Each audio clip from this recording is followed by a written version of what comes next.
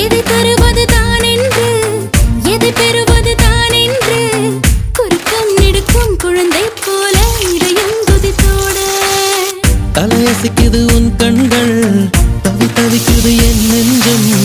ஒரு தீ போல ஒரு தீ வந்து உயிரை தந்தாட ஞாபகம் உன் ஞாபகம் அது முடியாத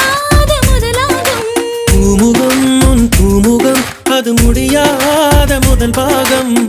பெண் கவிதை இவைதானே உன் இதழால் படிப்பாயோ கண்ணிமையால் என்னை மூடு